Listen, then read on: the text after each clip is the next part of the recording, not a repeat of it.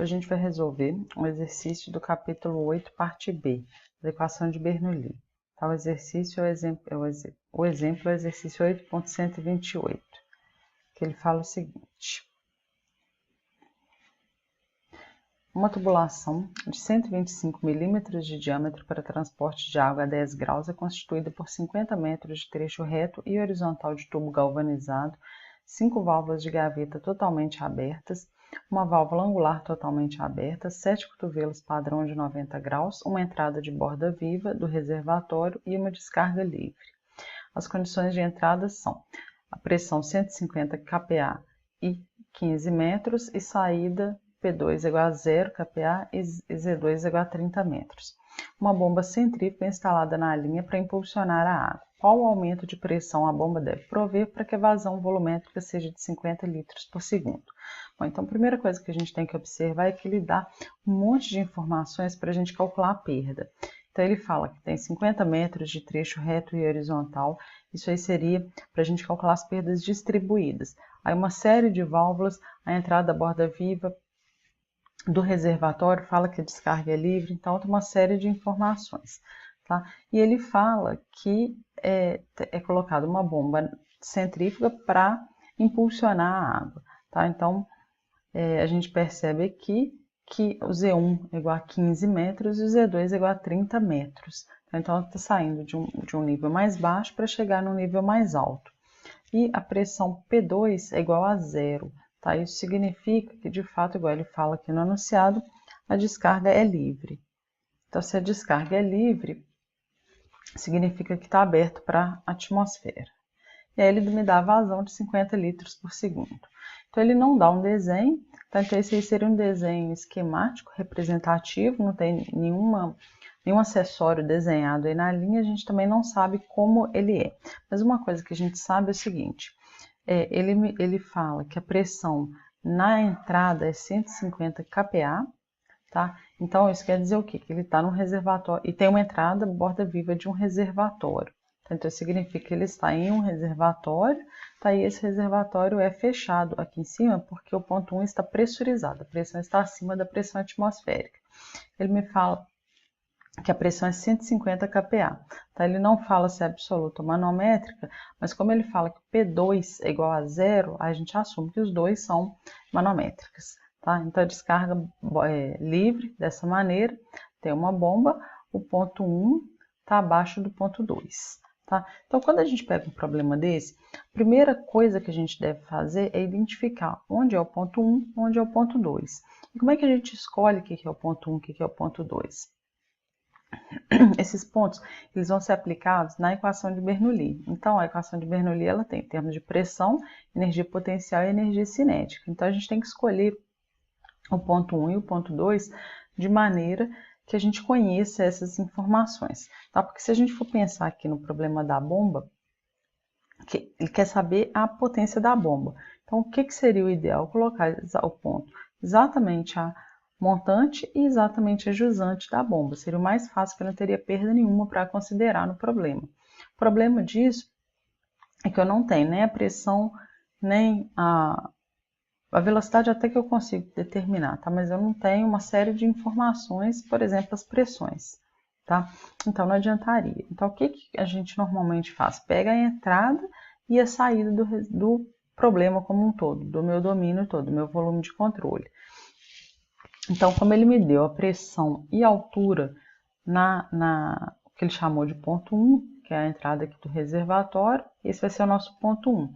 E o ponto 2 é onde ele me deu a altura e me deu também a pressão. Tá? Então, ponto 1 e ponto 2.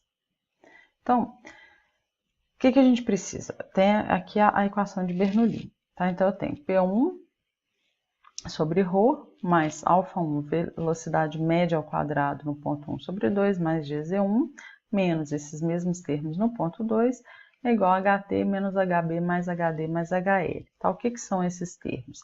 HT e HB representam a energia fornecida ao escoamento por uma bomba ou retirada do escoamento por uma turbina. Tá? Então, é a potência de eixo por unidade de vazão. Energia específica da turbina e da bomba. HD é a perda distribuída e HL é a perda localizada. Como é que a gente calcula esses termos? A perda distribuída ela é igual a F, L sobre D, velocidade média ao quadrado sobre 2. F aqui é o fator de atrito. Então, o fator de atrito é função do número de Reynolds e da rugosidade relativa. L é o comprimento percorrido pelo fluido no trecho que a gente está considerando. E D é o diâmetro da tubulação nesse mesmo trecho. E V é a velocidade média. HL vai ser um K, velocidade média ao quadrado sobre 2. Esse K é o coeficiente de perda de carga. Então, a gente vai somar todas as perdas de carga que existem no problema. Então, a gente viu lá que tinha diversas válvulas, entrada, borda viva, cotovelos. Então, tinha uma série de acessórios e cada um deles tem uma perda localizada que, no final das contas, a gente tem que somar. Tá? Bom, repetir a equação de Bernoulli. Para calcular essas perdas, a primeira coisa que a gente tem que fazer é calcular a velocidade. Então, a gente poderia simplificar a equação de Bernoulli, só que lá na frente a gente ia precisar das velocidades. Então, eu sempre começo calculando a velocidade, o número de Reynolds e o fator de atrito. Bom, então, primeiro, como é que a gente acha a velocidade? Ele me deu a vazão e o diâmetro, tá? Então, a gente usa a equação da vazão, que é velocidade média vezes a área. Na verdade, é a integral da velocidade na área. Mas a gente já pode trabalhar com o termo da velocidade média, que é o que a gente vai precisar. Tá? Então, velocidade média vezes a área, e onde a área é a área da seção transversal da tubulação. Então, π é 2 sobre 4. Bom, a vazão foi dada 50 litros por segundo. Tá? A gente tem que trabalhar no sistema internacional, tem que passar para metros cúbicos por segundo. Então, 0,050 é igual a velocidade média vezes a área, π de 2 sobre 4. O diâmetro é 125 milímetros, passei também para metros. Fazendo os cálculos, a gente acha uma velocidade de 4,074 metros por segundo. Com essa velocidade, a gente consegue calcular o número de Reynolds. Então, Reynolds é ρVd sobre μ. Tá? Então, ρ e μ são a densidade absoluta ou massa específica, e o μ é a viscosidade absoluta. V é a velocidade média e D é o diâmetro. Tá? Uma coisa importante é que ele fala no enunciado que a água está a 10 graus Celsius. Tá? Então, se está a 10 graus, a gente tem que ir na tabela lá do Fox e achar os valores dessas propriedades a 10 graus. Então, o ρ é igual a 1000 e o μ 1,3 vezes 10 a menos 3. Então, a velocidade 4,074, aqui ficou faltando um zero, vou escrever ele aqui. 4,074 vezes 0,125. Tá? E aí, fazendo os cálculos, a gente encontra 3,92 vezes 10 a 5. Bom, como é que a gente sabe se o escoamento é laminar ou turbulento? Pelo número de Reynolds. Então, Reynolds para números de Reynolds abaixo de 2.300, o escoamento é laminar. Número de Reynolds acima de 4.000, o escoamento é turbulento. E quando o escoamento é turbulento, o alfa é igual a 1. Então, aqui o alfa 1 é igual a 1 e o alfa 2 também é igual a 1. Bom, o passo seguinte é calcular o fator de atrito. O fator de atrito é função do número de Reynolds e da rugosidade relativa. Para a gente encontrar a rugosidade relativa, a gente tem que achar primeiro a rugosidade absoluta. Tá? A rugosidade absoluta tem nessa tabela aqui do livro que eu reproduzi, que é a tabela 8.1. Então, ele fala que o material é uma tubulação de ferro galvanizado. Tá? Então, a rugosidade absoluta é 0,15 milímetros. Tá? Então, a rugosidade relativa vai ser o quê? A razão entre a rugosidade absoluta e o diâmetro. Importante que essa grandeza, que é uma grandeza adimensional. Se ela é adimensional, eu tenho que trabalhar tanto a rugosidade como o diâmetro na mesma unidade. Então, 0,15 milímetros dividido por 125 milímetros. Poderia ter trabalhado os dois em metros, mas eu acho mais fácil errar quando a gente vai transformar 0,15 milímetros para metro do que transformar 0,125 metros para milímetros. Então, fazendo essa conta aqui, a gente acha que a rugosidade relativa é 0,0012. Então, com o número de Reynolds e a rugosidade relativa, a gente acha o fator de atrito. O fator de atrito ele pode ser encontrado ou pelo ábaco de Moody ou pela equação de Colebrook. Tá? Então, nos vídeos anteriores, eu expliquei como é que achava cada um deles, quer dizer, como é que achava o fator de atrito por cada um dos métodos, tanto pelo ábaco de Moody como pela equação de Colebrook. O meu cálculo aqui foi feito usando a equação de Colebrook, então 0,0212. Bom, e aí com isso a gente pode calcular as perdas. Tá? A perda distribuída já tem plenas condições de ser determinada, que é FL sobre D V ao quadrado sobre 2. Agora as perdas localizadas a gente tem que identificar todas elas. Então ele fala no enunciado, 5 válvulas de gaveta totalmente abertas. Tá? Então se a gente vem aqui, a válvula gaveta totalmente aberta, 0,20 cada.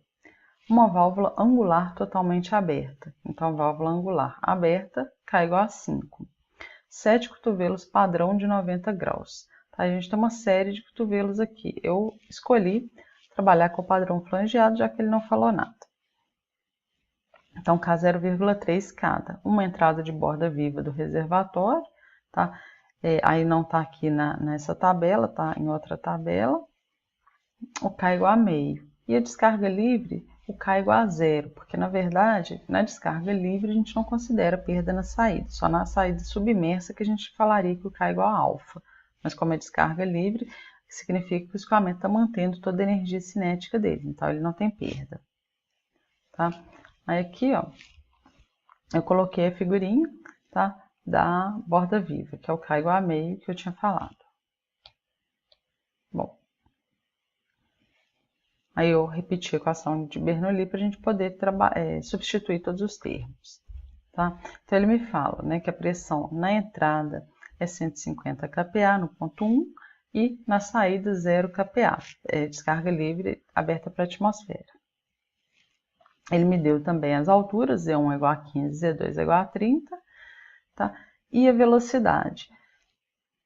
A velocidade V1 é aproximadamente igual a zero. Tá? Por que a gente pode fazer essa hipótese? Porque, em primeiro lugar,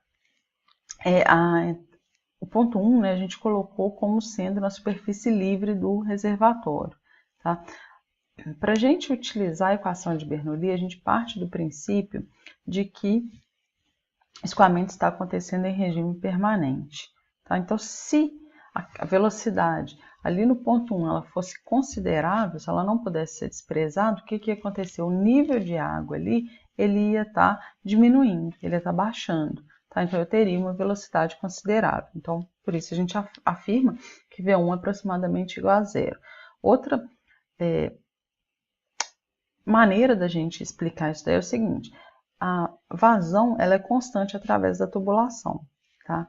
Então, se eu pego ali a saída do reservatório com a tubulação, o que eu tenho que observar aqui? O produto, velocidade média vezes a área é constante. Como a área do reservatório é muito maior do que a área da tubulação, significa que a velocidade do reservatório é muito menor do que a velocidade da tubulação. Tá? Principalmente quando a gente trabalha aqui ao quadrado. A gente pode falar que V1 é aproximadamente igual a zero. E V2 é a velocidade lá na saída. Tá? O ponto 2 ele está na tubulação, então a velocidade ali não é desprezível. Então, V2 é igual à velocidade que a gente calculou, 4,074 metros por segundo. HT igual a zero, porque entre os pontos 1 e 2 eu não tenho nenhuma turbina. Bom, então, cortando os termos, né? Então, cortei o termo de V1, cortei o termo de P2 e OHT, que é da turbina. Então, sobrou isso daí. Agora, a gente já pode substituir os termos, tá?